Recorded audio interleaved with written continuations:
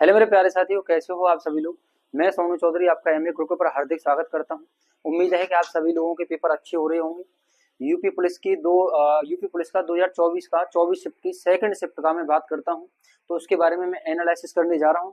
जिसमें हिंदी का हम एनालिसिस करेंगे। समय को न बर्बाद करते हुए हम पहला क्वेश्चन आपके सामने रखते हैं। पहला क्वेश्चन दे रखा है आपका कि निम्नलिखित में से कौन सा विकल्प सूक्ति है। इसमें से क्या पूछा है, इसका अगर यह क्या करना है, आपको एक पैराग्राफ दे रखा है, इसको आपको पढ़ लेना है। इसमें से मैं आपको डायरेक्ट आपके आंसर बता दे रहा हूं, जिससे क्या है कि आप अपने आंसर टिक कर पाओ, है ना। तो 20 का अगर मैं बात करता हूं तो 20 का कौन सा है, पहला आंसर है ए। अगर मैं दूसरे क्वेश्चन की अगर बात करता हूं आपसे, दूसरा क्वेश्चन दे रखा है कि निम्नलिखित में से किस शब्द का अर्थ कोमल है। किसका अर्थ कोमल है, तो कोमल की अगर मैं बात करता हूं तो कोमल किसका है, इसका ऑप्शन नंबर क्या सही होने वाला है, ऑप्शन नंबर डी सही होने वाला है। कौन सा, ऑप्शन नंबर डी। अगला क्वेश्चन दे रखा है कि प्रस्तुत गद्यांश का उचित शीर्षक क्या है, तो इसका सही आंसर क्या होने वाला है, आत्मनिर्भरता। क्या होने वाला है, आत्मनिर्भरता। अगर मैं ऐसे ही गद्यांश के ढेर सारे क्वेश्चन आपको देखने के लिए मिलेंगे। देखिए अगला क्वेश्चन दे रखा है आपका,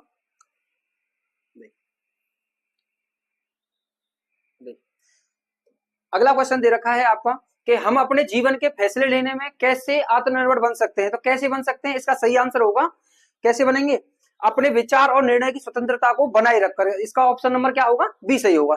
अगर मैं बात करता हूं कि व्यवहार की मृदुलता, इसका सही आंसर क्या होने वाला है, इसका क्या सही होने वाला है, इसका होने वाला है नम्र और उच्चा से बनाती है।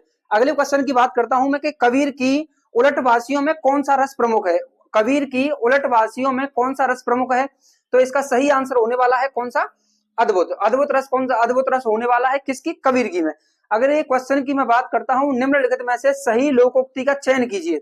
इसमें क्या पूछा है, सही चार आपको क्या दे रखी है, लोकोक्ति दे रखी है।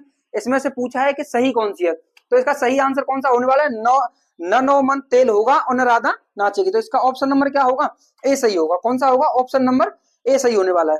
अगले क्वेश्चन अगर मैं 27 की बात करता हूं आपसे, तो देखिए 27वां क्वेश्चन आपका दे रखा है। 27वां क्वेश्चन देखिए, निम्नलिखित में से कौन सा जोड़ा समरूपी भिन्नार्थक है। कौन सा है, समरूपी भिन्नार्थक है। तो अगर मैं इसकी बात करता हूं तो इसका सही आंसर होने वाला है कौन सा, सही आंसर होगा इसका अवधि और अवधि। अवधि और अवधि, ऑप्शन नंबर बी इसका सही आंसर है। अगर मैं बात करता हूं चरण कमल में कौन सा समास है, चरण कमल में क्या है, समास पूछा है, तो मैं समास में कौन सा होगा, इसका सही आंसर होने वाला है कर्मधारय। क्या होगा, कर्मधारय। अगला क्वेश्चन दे रखा है कि सरोज शब्द का पर्यायवाची शब्द चयन कीजिए। सरोज का क्या है, पर्यायवाची पूछा है, तो इसका क्या सही होगा, इसका सही होने वाला है आपका अरविंद। क्या होगा, अरविंद। अगले क्वेश्चन की अगर मैं बात करता हूं, देखिए अगला क्वेश्चन आपका दे रखा है, अगला क्वेश्चन दे रखा है कि अस्थिर विचार वाला व्यक्ति कुछ भी नहीं कर पाता के भाव को अभिव्यक्त करने वाली सही कहावत में कौन सी है। क्या, यानी जो व्यक्ति अस्थिर है, यानी एक जगह पर स्थिर नहीं है, उसका सही आंसर क्या होगा, तो इसका ऑप्शन नंबर क्या सही होने वाला है, बी। दुविधा में दोनों गए माया मिली ना माल। कौन सा, दुविधा में दोनों गए माया मिली ना राम। अगले क्वेश्चन की अगर मैं आपसे बात करता हूं, सही अर्थ वाला शब्द युग्म कौन सा होगा, सही अर्थ वाला क्या होगा, शब्द युग्म कौन सा होगा। तो इसके मैं अगर बात करता हूं तो इसका ऑप्शन नंबर क्या होगा, बी सही होगा। क्योंकि आकार का मतलब क्या होता है, खान, और आकार का मतलब होता है आकृति। तो इसका ऑप्शन नंबर बी सही होगा। अगर मैं बात करता हूं मनोबल की, तो मनोबल में कौन सी संधि है, तो मैं इसके बारे में बात करता हूं तो इसका संधि विच्छेद क्या होगा, मन धन बल। तो ये कौन सी है, ये विसर्ग संधि है। तो इसका ऑप्शन नंबर क्या होगा, ए सही होगा। अगला क्वेश्चन दे रखा है कि विग्रह की दृष्टि से दिए गए विकल्पों में से कौन सा विकल्प अनुचित है। तो कौन सा विकल्प अनुचित है, तो देखिए जैसे वन में वास, ये सही है। अगर मैं इसकी बात करता हूं जल की धारा, ये भी सही है। चंद्र का प्रकाश, ये भी सही है। तो कौन सा आंसर, कौन सा है इसका, ए का आंसर सही है। क्या है, ए। इसका कौन सा आंसर है, ए। अगले की अगर मैं बात करता हूं, हिंदी में मूलतः वर्णों की संख्या कितनी से पूछिए। इसमें पूछा है कि बताइए हिंदी की वर्णमाला में कितने अक्षर होते हैं। तो कितने अक्षर होते हैं भैया, 52 अक्षर होते हैं। कितने होते हैं, 52 होते हैं। अगले क्वेश्चन की अगर मैं आपसे बात करता हूं, अगला क्वेश्चन दे रखा है कि घ का उच्चारण स्थान कौन सा होगा। घ का उच्चारण स्थान क्या होगा, आपको ये पता है कि कंठ, ताल, मूर्ता, दंत और ओष्ठ, यही क्या होते हैं, उच्चारण स्थान होते हैं। क्या होते हैं, उच्चारण स्थान होते हैं। तो इसने पूछा है कि घ का उच्चारण स्थान बताइए। तो घ किस में आता है बताइए, घ आता है आपका किसमें, कंठ में। किस में आता है, घ कंठ में आता है। कौन से वाले में आता है, कंठ में आता है। अगर इसका, तो इसका मतलब आप आंसर कौन सा सही होने वाला है, इसका आंसर सही होने वाला है कंठ। कौन सा सही होगा, कंठ।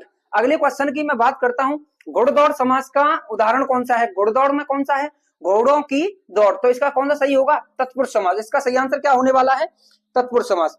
तो अगले क्वेश्चन की अगर मैं आपसे बात करता हूं तो अगला क्वेश्चन दे रखा है आपका, अगला क्वेश्चन है अंधा युग किसकी कृति है। अंधा युग किसकी कृति है, आप इसके बारे में सभी जानते हो, इसकी कौन सी है, धर्मवीर भारती की कौन सी है, ये अंधा युग है। अगले क्वेश्चन की अगर मैं बात करता हूं, निम्नलिखित में से शुद्ध वाक्य का चयन कीजिए। आपको क्या दे रखा होगा, ऐसे 4 वाक्य आ रहे हैं, आपको क्या करना है, इनमें से सही को चुनना है कि इनमें से कौन सा सही है। पहला दे रखा है कि आतंकियों को रिहा करना मूर्खता होगा, तो इसका मतलब ये क्या है, ये गलत है, क्योंकि क्या होगा, होगी होगा यहाँ, आतंकवादियों को रिहा करना मूर्खता होगा, नहीं ये भी गलत है, आतंकवादियों को रिहा करना मूर्खता होगी, तो इसका ऑप्शन नंबर सी सही होगा। अगला क्वेश्चन दे रखा है कि प्रेम में भगवान रचना के लिए जितेंद्र को किस पुरस्कार से सम्मानित किया गया था, तो इसका सही आंसर होने वाला है ऑप्शन नंबर सी। तो इसका कौन सा सही आंसर होगा, ऑप्शन नंबर सी। 40वें क्वेश्चन की मैं बात करता हूं, हिंदी की ठ ध्वनि है, इनमें से क्या दे रखा है, हिंदी की ठ ध्वनि है। तो अगले क्वेश्चन में देखिए, अगला क्वेश्चन दे रखा है आपको कौन सा, हिंदी की जो ठ है ना वो किससे बोली जाती है, वो कहां से बोली जाती है, कंठ या मूर्ध या दंत या ओष्ठ, किससे बोली जाती है। अगर मैं बात करता हूं तो ठ कहां से बोला जाता है, देखिए कच्चा ट के बाद ये कहां से बोली जाती है, मूर्धा से बोली जाती है। कहां से बोली जाती है, मूर्धा से बोली जाती है, क्योंकि आपको पता है कवर किससे है, कंठ से, उसके बाद क, उसके बाद कौन सा आता है, च, चवर कहां से होता है, मूर्धा से, कंठ, उसके बाद तालु, तालु के बाद कौन होता है, मूर्धा, कौन सा होता है, तो मूर्धा, ये कहां से बोली जाती है, मूर्धा से। अगले क्वेश्चन की मैं बात करता हूं, निम्नलिखित में से पर्यायवाची समूह का कौन सा युग्म सही नहीं है। इनमें पर्यायवाची दे रखे हैं, तो इनमें से एक है कि वो सही नहीं, तो इसका ऑप्शन नंबर कौन सा है, सी, क्योंकि समुद्र और आदित्य नहीं है। अगले क्वेश्चन की मैं बात करता हूं, सोटा छंद की विषम पंक्तियों में कितनी मात्राएं होती हैं, तो देखिए विषम में होती है 11 और सम में कितनी होती है 13, तो इसका ऑप्शन नंबर क्या होगा, डी सही होने वाला है। अगले क्वेश्चन की मैं बात करता हूं आपसे कि कौन से कारक चिन्ह के लिए, कौन सा के लिए किस में आता है, के लिए किस कारक का चिन्ह है, संप्रदान के लिए, तो इसका सही आंसर क्या होने वाला है, संप्रदान के लिए। अगले क्वेश्चन की मैं बात करता हूं, इंद्रिय का विशेषण शब्द है, इंद्रिय का क्या है, विशेषण शब्द है। देखिए इसका ऑप्शन नंबर क्या होने वाला है, सही, क्या होगा, इंद्रिय, क्या होगा, इंद्रिय होगा। अगले क्वेश्चन की अगर मैं बात करता हूं, अनुरूप में कौन सा समास है, आप सभी जानते हो, मैं अगर बात करता हूं अनुरूप में कौन सा समास है, तो बताइए। देखिए अनु आ प्रति यथा यावत हरवर बेलास, अनु आ प्रति यथा यावत हरवर बेलास, ये शब्द जितने भी उपसर्ग होते हैं वो सब किस में आते हैं, वो सब किस में आते हैं, बताइए भैया, वो सब आते हैं अव्ययीभाव में, किस में आते हैं, अव्ययीभाव में। अगले क्वेश्चन की अगर आपसे मैं बात करता हूं, अगला क्वेश्चन दे रखा है आपको कि लोकायतन कृति के लिए सोवियत लेड नेहरू पुरस्कार किसे दिया गया था, तो किसको दिया गया था, ये दिया गया था आपके सुमित्रानंद पंत जी को। किसको दिया गया था, सुमित्रानंद पंत जी को। अगला क्वेश्चन दे रखा है कि निम्नलिखित में से कौन सा शब्द पुल्लिंग है, तो इसकी मैं सही बात करूंगा तो देखो दया नहीं होगा, न माया होगा, न भाषा, तो इसका सही आंसर क्या होगा, आभार। जैसे आप बोलते हो ना कि आपका आभार व्यक्त किया, हमारा क्या किया, आभार किया, आभार व्यक्त किया, ठीक है, तो इसका ऑप्शन नंबर क्या होगा, ए सही होगा। अगला क्वेश्चन दे रखा है कि पशु, पांसु और पण का क्रमशः सही अर्थ प्रकट करने वाला शब्द युग्म है, तो देखिए पशु का मतलब होता है जानवर, और अगर मैं पण की बात करता हूं तो पण का मतलब होता है मूल्य, तो ये कौन से ऑप्शन नंबर में दे रखा है, डी वाले में दे रखा है, तो इसका आंसर कौन सा सही होने वाला है, डी। अगले की मैं बात करता हूं कि अ उपसर्ग से बना शब्द है, अ उपसर्ग से बना शब्द, देखिए अध्पका, अध्पका नहीं होगा क्योंकि क्या है इसमें, अध है। अगर मैं आगे बात करता हूं अवगत की, तो अवगत में क्या है, अब, और लास्ट में कौन सा तीसरा नंबर दे रखा है किसका, अनहित, अन और हित, तो इसमें कौन सा है, अथ, इसका सही आंसर क्या होने वाला है, अथ। अगले क्वेश्चन की मैं बात करता हूं कि अमेय का पर्यायवाची शब्द है, अमेय का पर्यायवाची शब्द है, तो देखिए अमेय किसे बोलते हैं आप, अमेय बोलते हो आप किसको, अमृत को। किसको बोलते हो आप, किसका पर्यायवाची भैया, अमृत का पर्यायवाची, तो अमृत का एक और पर्यायवाची होता है कौन सा, सुधा, तो इसका सही आंसर क्या होने वाला है, सुधा। अगला क्वेश्चन दे रखा है कि निम्नलिखित में से कौन सा स्वर संधि का उदाहरण है, इसमें से 4 आपको क्या दे रखे हैं।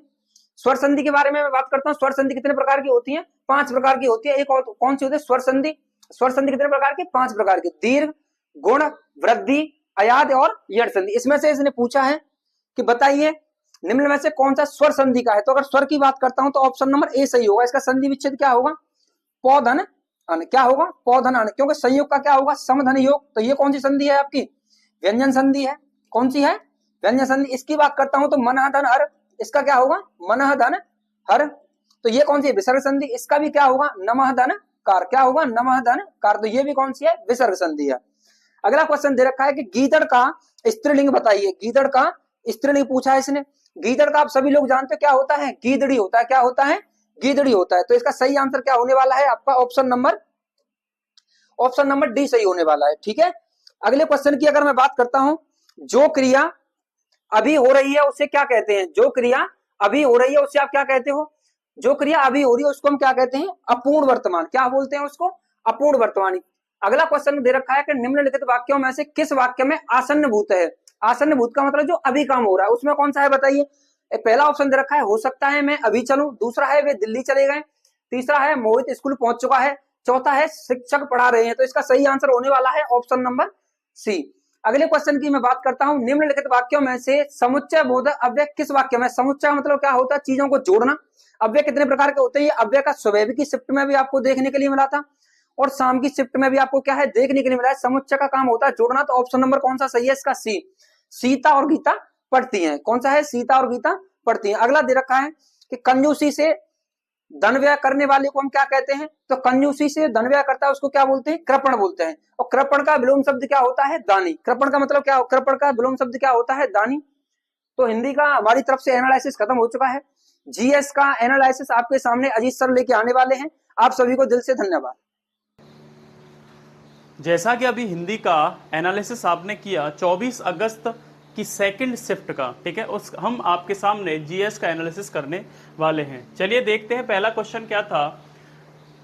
An era of darkness, an era of darkness किसके द्वारा लिखी गई है? तो ये लिखी गई है आपकी शशि थरूर के द्वारा। ठीक है, एन एरा ऑफ डार्कनेस पुस्तक के लेखक कौन है? तो शशि थरूर आपके पुस्तक के लेखक हो जाते हैं। ठीक है, 95 से आपका जीएस स्टार्ट है। 96 में दे रखा है G20 देशों में जी अक्षर का अर्थ क्या है? तो जी अक्षर का अर्थ है आपका ग्रुप ऑफ 20, यानी कि जी का मतलब क्या है?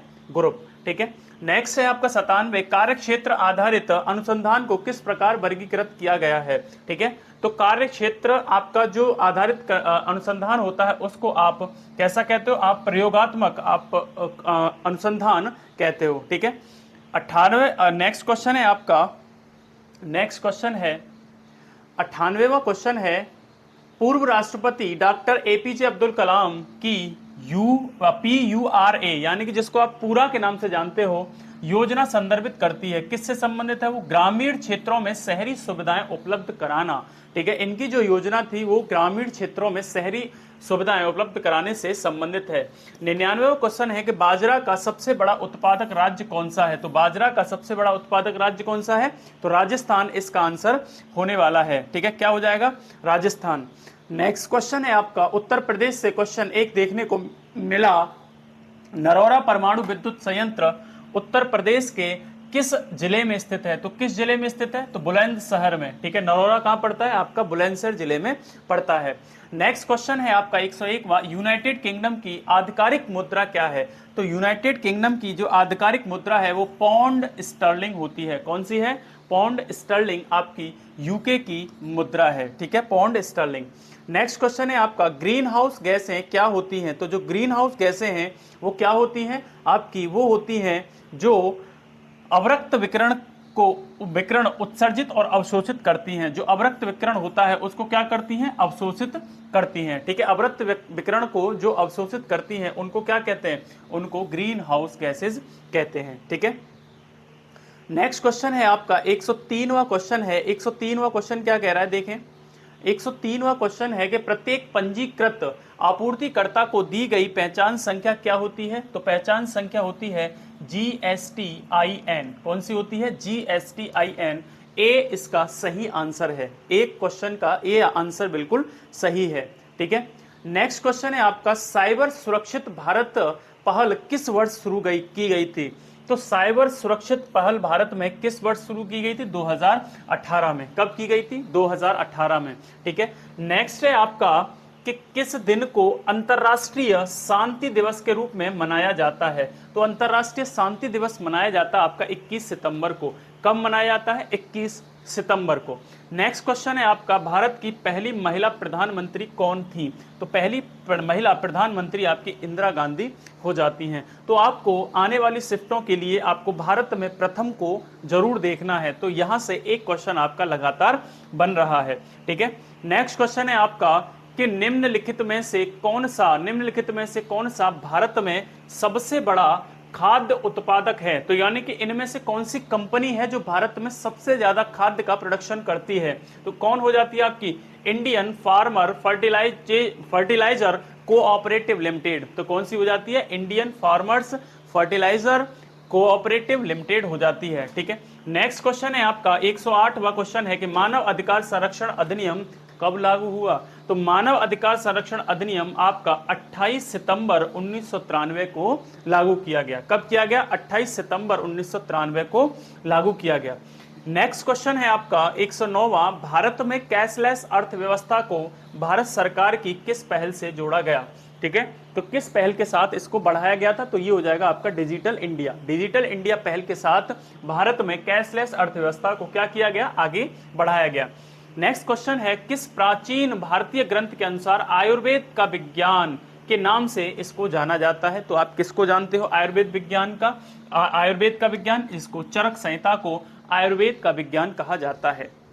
नेक्स्ट क्वेश्चन है, भारतीय संविधान के किस अनुच्छेद में पंचायतों की स्थापना का प्रावधान है। तो आपको बखूबी पता है, इस क्वेश्चन का आंसर बी होने वाला है, जिसमें अनुच्छेद 243 आपका दिया हुआ है। कितना दिया हुआ है, अनुच्छेद 243।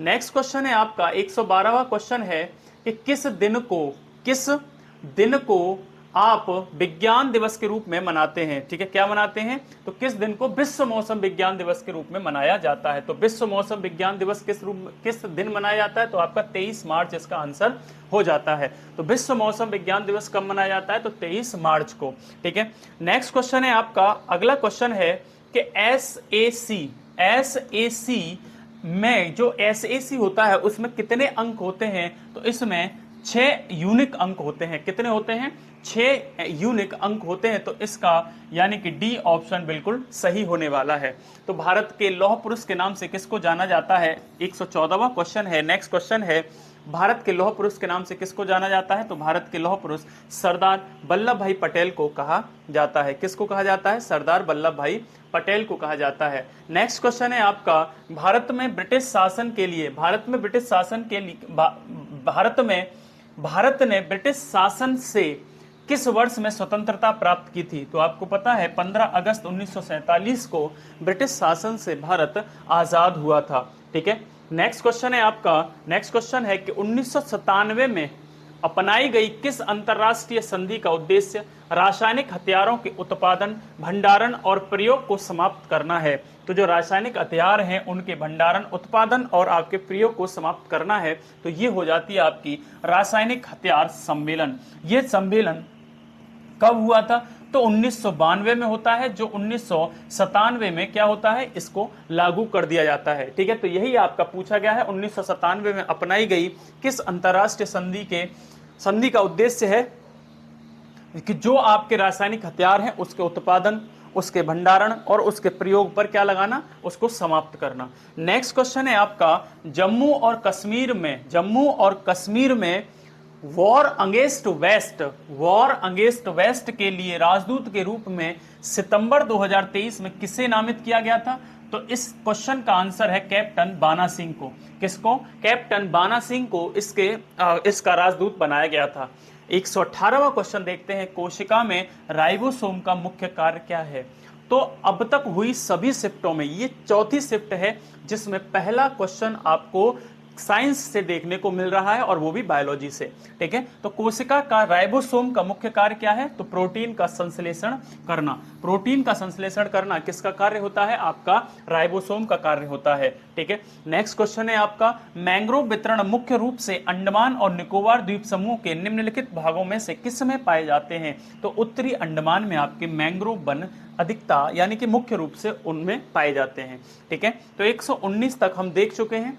आगे हम देखेंगे 120वां क्वेश्चन। तो 120वां क्वेश्चन कहता है NOAA का मतलब है। तो यानी कि आपको पता है कि फुल फॉर्म है वो आपकी काफी पूछी जा रही है। तो 2 फुल फॉर्म आपकी हर एक शिफ्ट में आ रही है, इस पर थोड़ा सा ध्यान दीजिएगा। ठीक है, तो NOAA का मतलब क्या है, तो इसका मतलब होता है आपका नेशनल ओशनिक एटमॉस्फेरिक एडमिनिस्ट्रेशन। क्या होता है? National oceanic and atmospheric administration. तो राष्ट्रीय समुद्री और वायुमंडलीय संचालन होता है, संगठन नहीं होता है। तो एसोसिएशन दे रखा है, एसोसिएशन नहीं होगा, एडमिनिस्ट्रेशन होगा। ठीक है, तो ए ऑप्शन बिल्कुल सही है। नेक्स्ट क्वेश्चन है आपका 121वां क्वेश्चन है, कौन सा भारतीय राज्य चाय का प्रमुख उत्पादन है? तो चाय का प्रमुख उत्पादन है आपका आसाम। कौन सा है आपका? तो आसाम इसका सही आंसर होने वाला है। नेक्स्ट क्वेश्चन है, संयुक्त राष्ट्र सुरक्षा परिषद की भूमिका क्या है? तो जो संयुक्त राष्ट्र संयुक्त राष्ट्र यानी कि यूएन की जो सुरक्षा परिषद है उसका सही जो उद्देश्य है या उसकी भूमिका है अंतरराष्ट्रीय शांति और सुरक्षा बनाए रखना, अंतरराष्ट्रीय शांति और सुरक्षा को बनाए रखना। ठीक है, नेक्स्ट क्वेश्चन है आपका, नेक्स्ट क्वेश्चन है जो आपका 123वां क्वेश्चन है, भारत में किस अधिनियम ने गैर कानूनी और आपका आतंकवादी गतिविधियों से निपटने के लिए रूपरेखा प्रदान की थी? तो कौन सा अधिनियम है आपका? वो हो जाता है आपका यूएपीए। कौन सा हो जाता है? यूएपीए। ठीक है, नेक्स्ट है आपका, ज्यामिति के जनक किसको कहा जाता है? तो ज्यामिति के जनक आप सभी जानते हैं यूक्लिड को माना जाता है। किसको माना जाता है? यूक्लिड को ज्यामितीय का जनक कहा जाता है। ठीक है, तो फादर ऑफ ज्योमेट्री किसको कहा जाता है? यूक्लिड को। ठीक है, नेक्स्ट क्वेश्चन है आपका 125वां क्वेश्चन है, सोशल मीडिया संचार में एनालिटिक्स टूल्स विश्लेषण जो उपकरण होता है उसका उपयोग करने का प्राथमिक लाभ क्या है? तो इसका प्राथमिक लाभ होता है प्रदर्शन को मापना। ठीक है, तो क्या करना है? Measuring performance. तो परफॉर्मेंस को मेजर करने के लिए एनालिटिक्स टूल्स का उपयोग किया जाता है। नेक्स्ट क्वेश्चन है, वह धन है, तो कौन सा धन है? इनमें से एक धन है जो वैध तरीकों से अर्जित किया जाता है और इसका हिसाब किताब रखा जाता है, जिसके लिए आप इनकम टैक्स भी अदा करते हो। तो इनकम टैक्स भी इस धन पर देना होता है। तो इसको क्या कहते हैं? इसको सफेद धन के नाम से जाना जाता है या इसको व्हाइट मनी आप कहते हो। ठीक है, इसको क्या कहते हो? White money. ठीक है, नेक्स्ट क्वेश्चन देख लेते हैं, क्वेश्चन नंबर 127। ठीक है, 127वां क्वेश्चन है आपका, भारतीय संविधान की प्रस्तावना में कौन सा शब्द यह दर्शाता है भारत किसी भी बाहरी नियंत्रण से मुक्त है? ठीक है, तो आप सभी जानते हो कि भारत एक संपूर्ण प्रभुत्व देश है। ठीक है, संपूर्ण प्रभुत्व संपन्न देश है। तो इसका बी ऑप्शन सही होने वाला है। 128वां क्वेश्चन है आपका कि निम्न में से कौन सा पठार अरावली और विंध्य क्षेत्र के मध्य है? तो कौन सा पठार है जो अरावली और विंध्य क्षेत्र के मध्य है? तो ये हो जाता है आपका मालवा का पठार। कौन सा है? मालवा का पठार। नेक्स्ट क्वेश्चन आप अगर देखोगे 129वां, तो सोशल मीडिया में कंटेंट क्यूरेशन का शब्द जो है उसका मतलब क्या है? तो सोशल मीडिया में कंटेंट क्यूरेशन का मतलब क्या होता है? मतलब होता है उसका अन्य स्रोतों से प्रासंगिक कंटेंट का चयन करना और आयोजन उसका करना और उसको साझा करना। ठीक है, तो अन्य स्रोतों से प्रासंगिक कंटेंट चयन, आयोजन और साझाकरण इसका क्या होता है? इसका एम होता है। ठीक है, नेक्स्ट क्वेश्चन देखते हैं कि पेनिसिलिन की खोज किसने की थी? तो पेनिसिलिन की खोज के साथ ही चिकित्सा में एक क्रांति आ गई थी। तो पेनिसिलिन की खोज करने वाले आपके अलेक्जेंडर फ्लेमिंग थे। कौन थे? अलेक्जेंडर फ्लेमिंग थे। ठीक है, नेक्स्ट क्वेश्चन है आपका 131वां कि भारत और रूस वार्षिक शिखर जो आपका सम्मेलन है वो क्या महत्व है? उसका क्या महत्व है? तो उसका महत्व है रणनीतिक साझेदारी और रक्षा सहयोग को मजबूत करना। ठीक है, तो ये आपके क्वेश्चन क्या थे? ये आपके जीएस से संबंधित क्वेश्चन थे जो हम अभी डिस्कस कर चुके हैं। ठीक है, हिंदी का डिस्कशन आपसे पहले सोनू सर कर चुके हैं। आशा करूंगा कि ये आपको समझ में आया होगा। एक दो क्वेश्चन आपका ऊपर नीचे भले ही हो सकता है इसमें, लेकिन इसमें सटीकता का बहुत ध्यान रखा गया है। ऐसे ही हम आगे तमाम शिफ्टों का एनालिसिस आपके सामने रखते रहेंगे। ठीक है, हमसे जुड़ने के लिए इस चैनल को सब्सक्राइब कीजिएगा, ज़्यादा से ज़्यादा शेयर कीजिएगा। ठीक है, आज के लिए इतना ही, मिलते हैं अगले शिफ्ट के एनालिसिस के साथ। जब तक के लिए जय हिंद।